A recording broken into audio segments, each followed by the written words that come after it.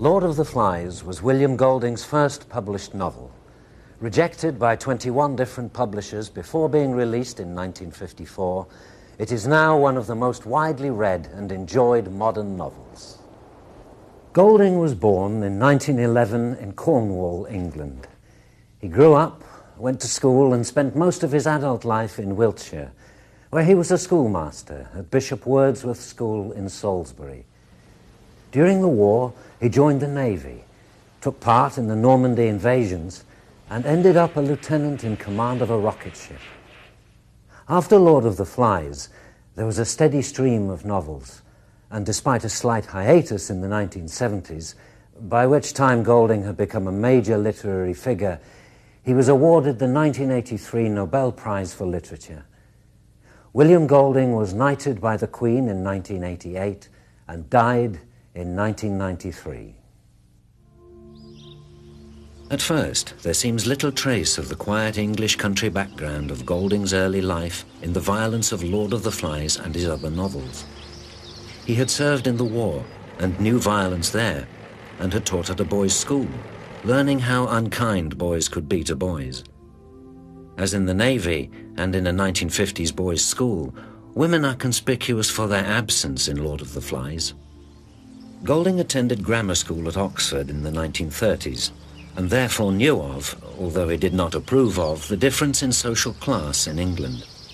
The natural alliance between Piggy and Ralph as the representatives of decency in Lord of the Flies is handicapped because they come from opposite sides of the class barrier, with Ralph, though less intelligent, coming from the superior class. Jack's sinister cloaked choir boys, emblems of fascism, may have a more innocent origin in the cathedral choir at Salisbury.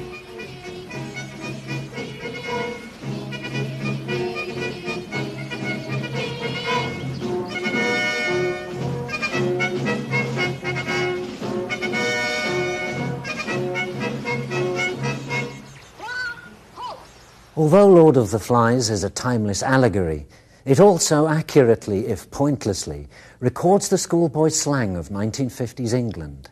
Wacko, wizard, they exclaim, as a modern schoolboy would cry, equally incomprehensibly, wicked.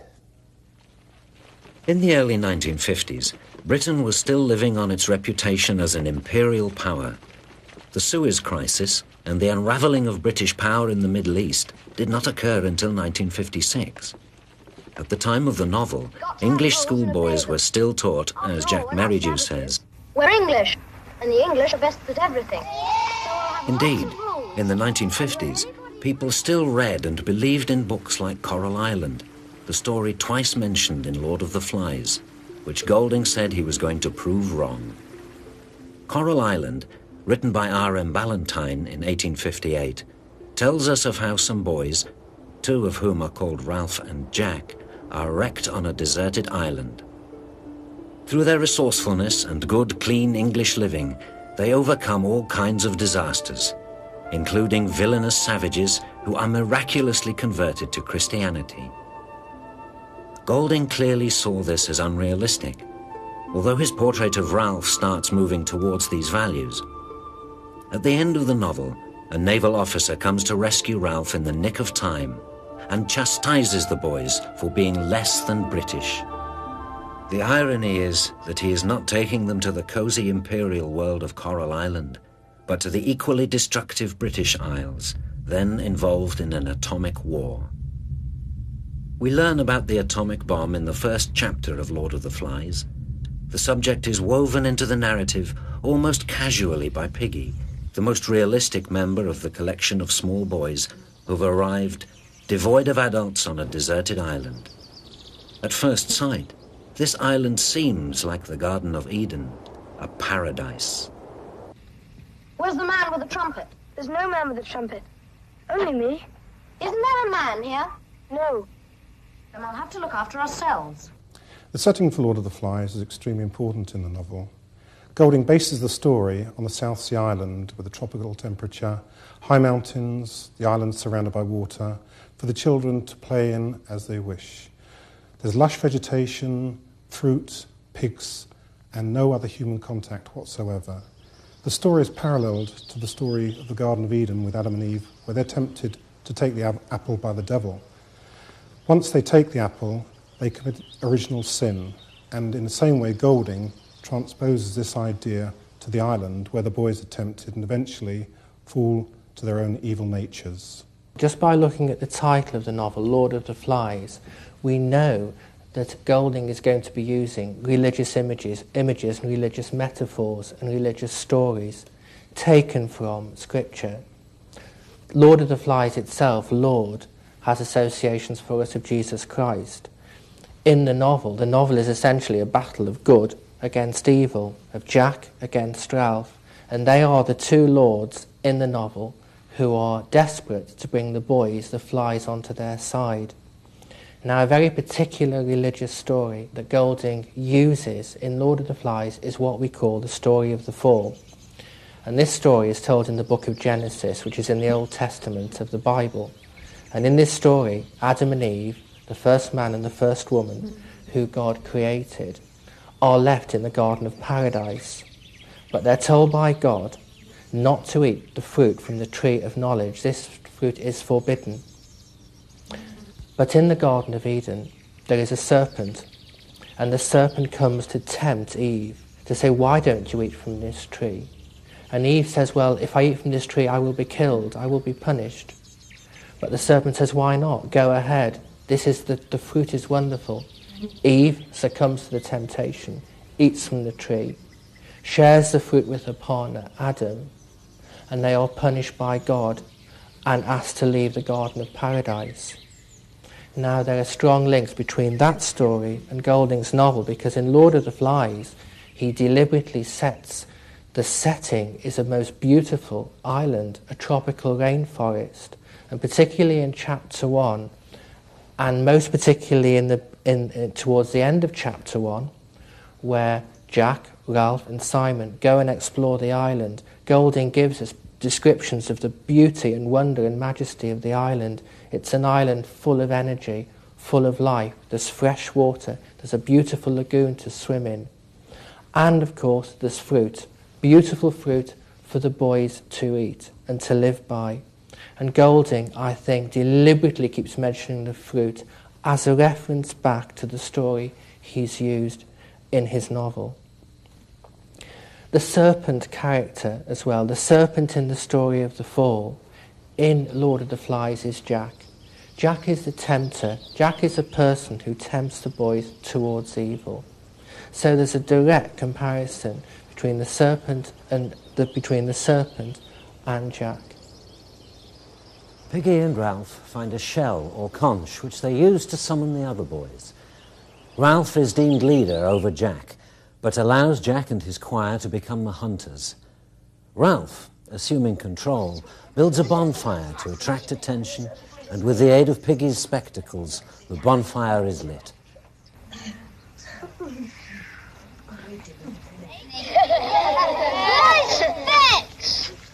However, things start to go wrong as the fire gets out of hand, and a small boy vanishes, presumably consumed by the flames. Jack's party is in charge of keeping the fire going, but they fail badly, being distracted by the prospect of killing some pigs, thus losing the opportunity to attract the attention of a passing ship.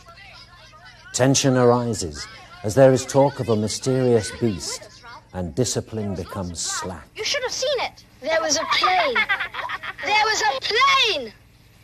You didn't ought to have let the fire go out.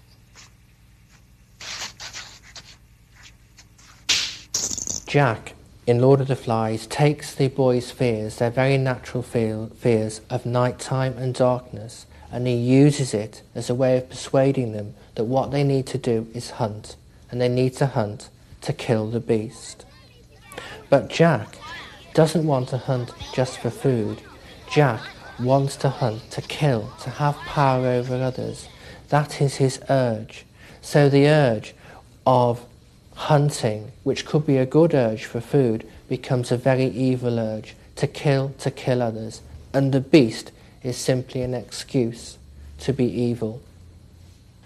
The beast can take on several forms. It could be the pilots that the boys never find except for Simon. But more than anything, it's the darkness which is identified within the boys. Simon in particular identifies this darkness. And when he goes to tell the boys that it is only the pilot, it is at this point that the true nature of the boys has taken over, because the beast, in actual fact, is the darkness within the boys. It's a manifestation of the devil and evil. The boys give the pig's head as a sacrifice to this beast, this darkness, but ironically, it is a sacrifice of their own to themselves. They take on the mantle of the devil, and when they daub themselves in the blood of the pig, they're actually baptizing themselves in a new future, the future of evil, represented by the devil, Beelzebub, which is the Arabic for Lord of the Flies. Bravely, Simon, a saint-like figure, decides to encounter the beast, which he discovers to be a dead parachutist, sent presumably to rescue the deserted boys.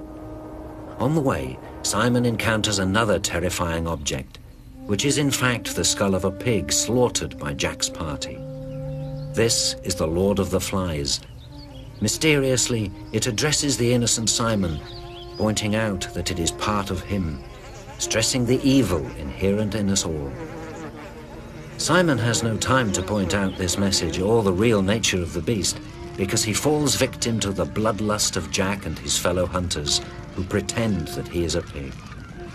To their shame, Ralph and Piggy are bystanders at this ritual killing and join Jack's party.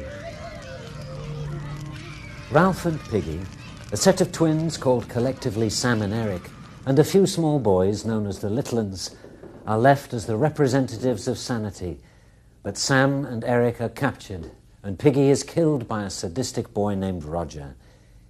Either Sam or Eric betrays Ralph, and he is hunted until he is surprisingly rescued by the naval lieutenant, who uses words like "jolly good show" and talks of coral islands. The opening chapter introduces the main characters, and the imagery of paradise hints at the fall from innocence presented in the Bible. We also see in these early chapters the conflicts that will arise between Piggy's intellect, Jack's violent and selfish authoritarianism, and Ralph's decent but ultimately ineffective moral authority. Simon makes a mysterious first appearance by fainting. The conch, an elongated shell, is introduced as the symbol of law and order. Ralph uses it to summon the other boys, and then to keep the assembly in order, as only those holding it are allowed to speak. The boys all come from a society which is well ordered, and when they come to the island, they find a conch which represents their law and order and a kind of democracy for them. The conch is mainly held by Ralph and Piggy, and their ideas of democracy and freedom seem to prevail at the beginning. We can't have everybody talking at once. We shall have to put our hands up like you do at school. Then I'll give him the conch. However, once Jack and his true nature takes over, evil starts to increase and the significance of the conch starts to lose its impact. Jack sulks away from the tribe and takes up on his own, and gradually his evil ways, ending in murder, take over. When Piggy dies at the end, murdered, the conch is thrown into the sea, and democracy, law and order, completely banished as evil, and Jack and his tribe take over in their primitive and evil ways. I think why the novel is so successful for young people is because it keys in with the stereotypes of children we all know about and we all remember from being at school. We've got Ralph, who's the popular boy who everyone likes, who's a good sportsman, who can talk well, who's got a happy family life. We've got Piggy, the person wearing spectacles, the wise boy, the intelligent boy, but he's fat, he's got asthma. He's the outcast. No one wants to get too close to him because they don't want to be bullied. We've got Simon, the kid who no one really understands, who acts a bit funny. We've got Jack, the archetypal class bully with the bright red hair and the bony body. We've also got Sam and Eric. Golding describes them as chunky and vital, these wonderful twins who get on like a house on fire. And I think what Golding does, which makes a novel so successful, He puts his characters first. He makes them believable. We believe in them, we engage with them. And it's through such believable characters that he begins to explore issues of law and order and leadership. There are many boys in the novel who are leaders, and leaders in different ways. The saddest character in the novel in many ways is Piggy, because Piggy would have made the best leader. Piggy's the boy who can think. Piggy's the boy who is as near to an adult as any boy on the island. He's the one who says we need a list of names at the beginning. He's the one who realises the fire's going to get completely out of control. He's the one who shows complete loyalty to the conch. He's the one who never badmouths anyone. He is the adult role model for the children on the island. But the sadness is his physical appearance means the boys do not want him as leader. And I think Golding is criticising the way we make decisions about leadership based on physical appearance. In the same way, Simon in the novel would also have made a great leader. He, like Piggy, is one of the few characters who actually explicitly says evil, the only evil we have to fear is the evil inside us. Maybe there is a goose. Get him! He's got the conch.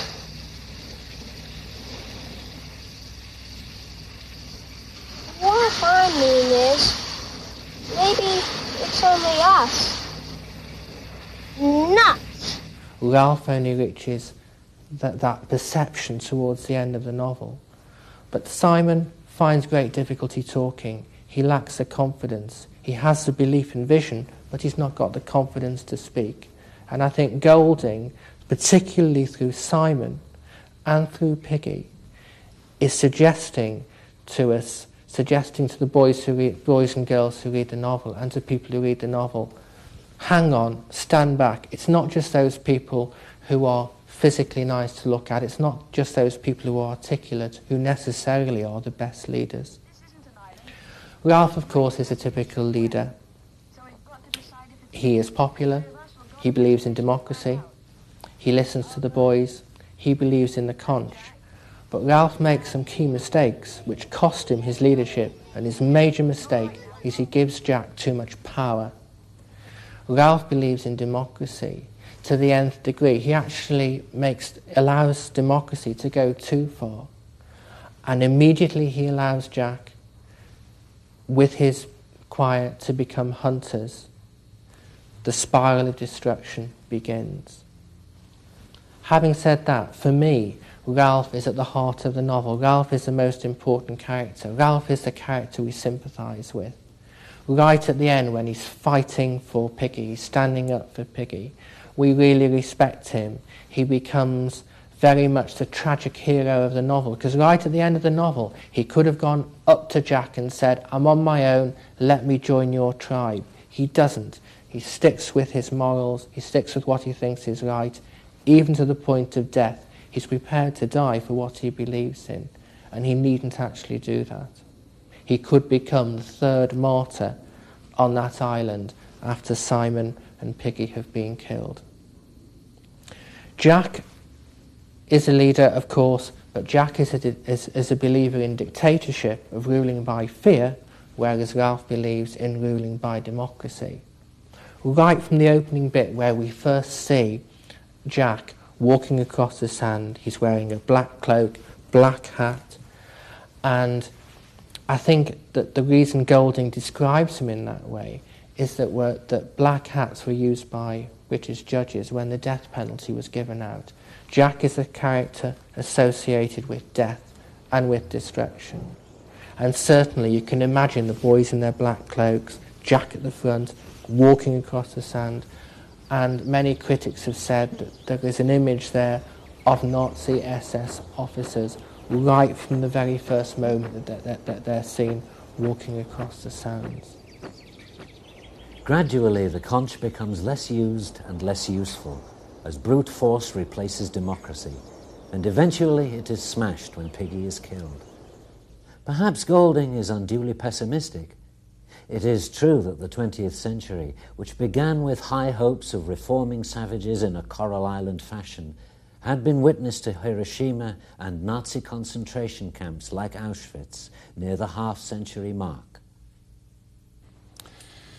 When Simon returns from the mountain after having seen the air pilot dead in the trees and having cut him down, he hopes to release the boys from the fears that they've had of the beast.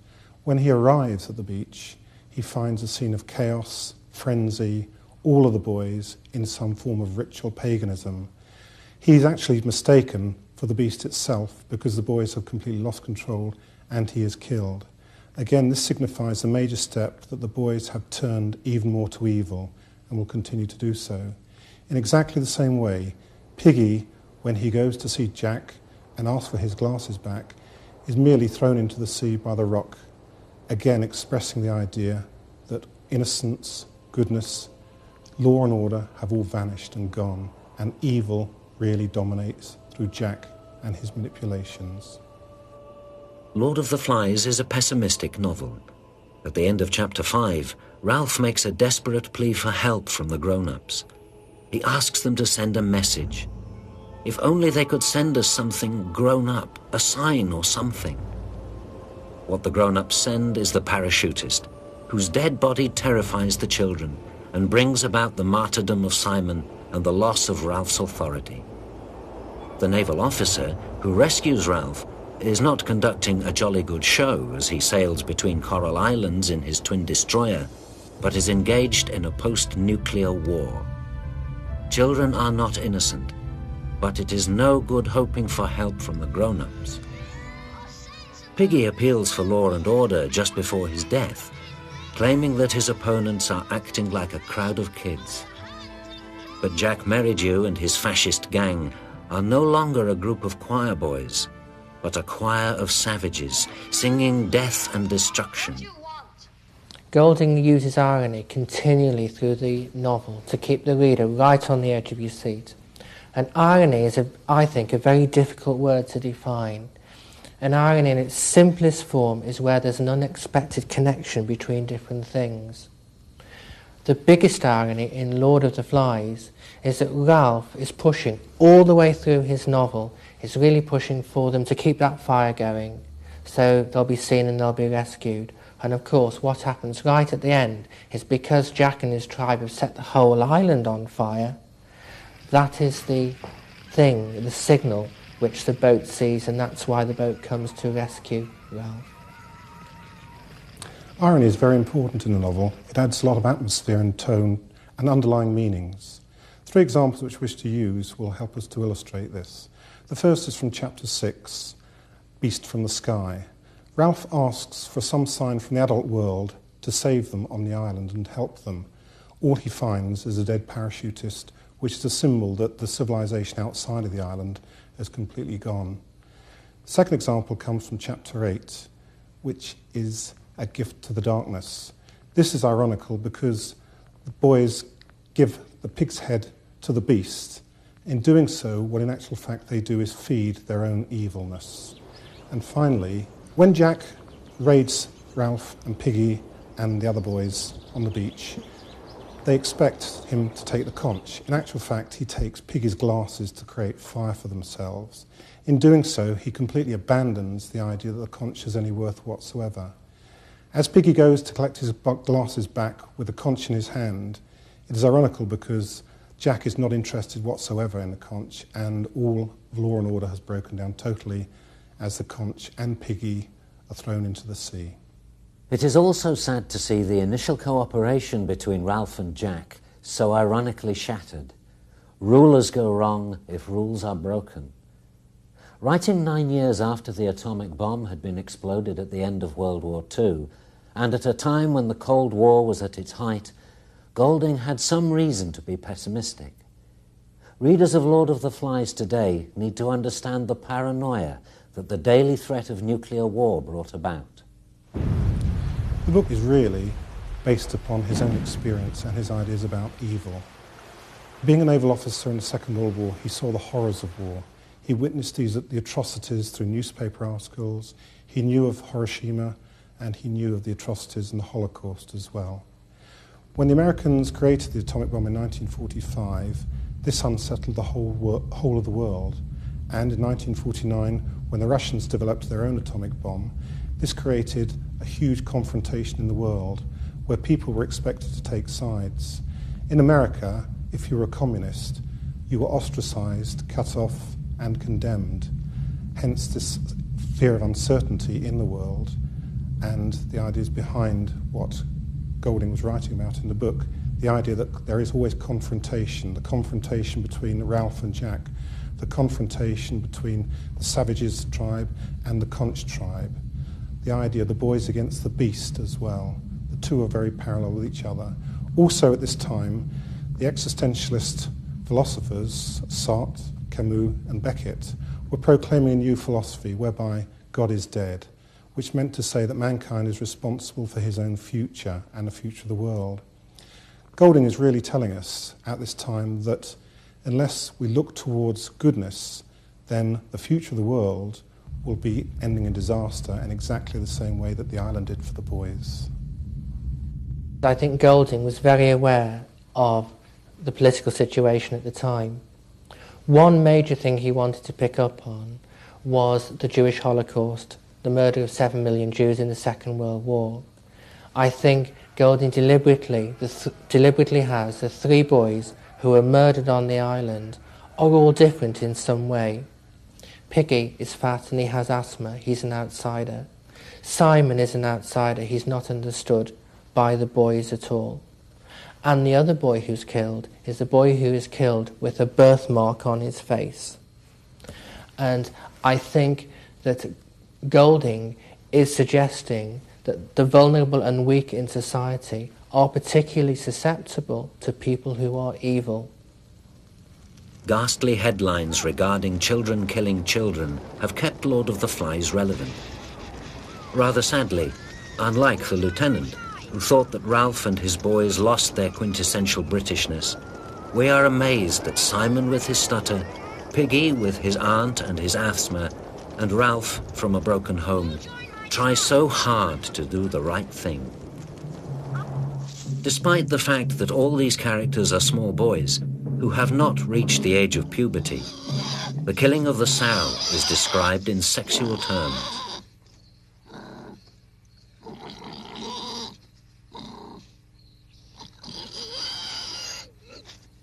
This passage reveals a common criticism about Golding's novel. Sometimes his characters appear as realistic. Sometimes they are clearly made to stand for abstract forces. Thus, Piggy is both a short-sighted, asthmatic schoolboy and someone speaking up bravely, if not wholly consistently, for the forces of intellect and reason. Simon is a stuttering, fainting choir boy, but his self-sacrifice and search for truth give him heroic, Christ-like dimensions. Jack stands for the brutality of fascism, but it comes as a surprise at the end of the novel to find the chief, as his followers have dubbed him, revealed as a small red-haired boy with the remains of a black cap on his head. Likewise, Ralph is contemptuously summed up by the smartly dressed lieutenant as a small boy who needs his nose wiped. But he represents the vast proportion of humanity, trying to do our best in a difficult world and mourning our failure. I think a wonderful thing about the novel is it can be read on so many different levels. On one level, it's just a really good adventure story. A group of youngsters on a paradise island away from parents. It's every child's dream. On another level, it's an examination of what is good and what is evil. And in Golding's terms, evil always overcomes good. It's the opposite of the conventional fairy story. Lord of the Flies is a book as relevant in 1954 as it is today. The central key theme of good v evil is always with us. Weapons of mass destruction in society today are even more prolific than they were in 1954 after the Second World War and when the Cold War developed. It seems to me that mankind is moving in a direction that is epitomised by William Golding in the novel, and the more that we strive towards greater weaponry, more confrontation in the world, then the more chances are that what happened on the island will happen to us as a world. We're, in a sense, doomed.